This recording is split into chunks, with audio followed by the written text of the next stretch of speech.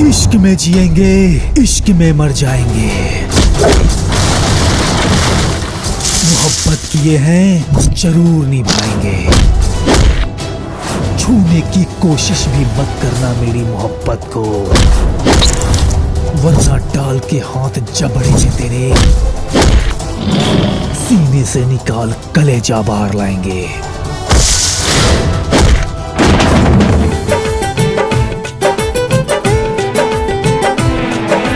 रोग बकैसन लागल, दिल धक धक धड़के लागल, लेके मुस्कान मुश्किल दे गइल, बांध के दुपट्टा में दिल ले गइल।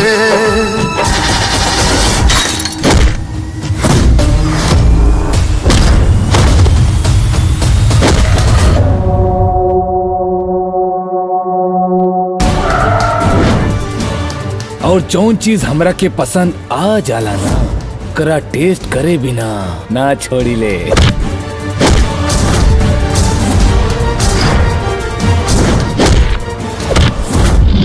अबे गुदमंती,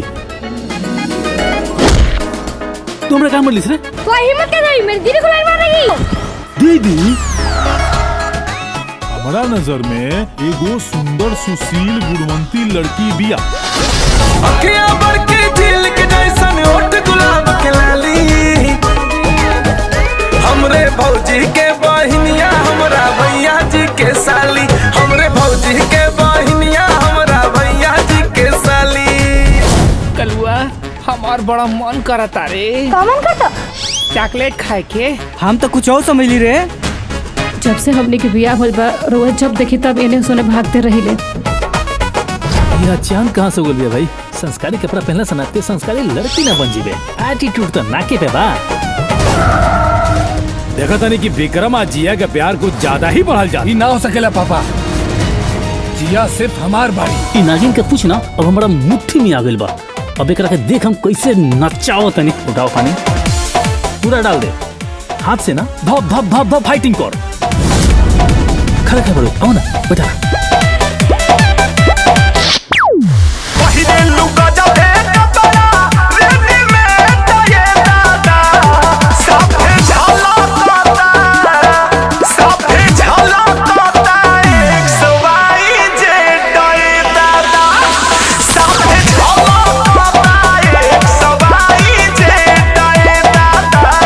सोच के तू उसे प्यार कैला, पैसा वाली ही आऊ, ओकरा चक्कर में टाइम वेस्ट मत करा।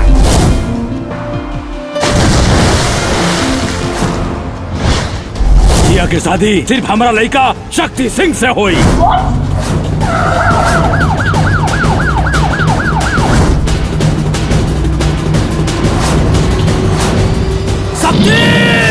जवन सामान हमरा के अच्छा लग जाला, ओकरा के छुअले बिना त हम ना छोड़ी। ये हमार उसूल बा। हमरो एगो वसूल बा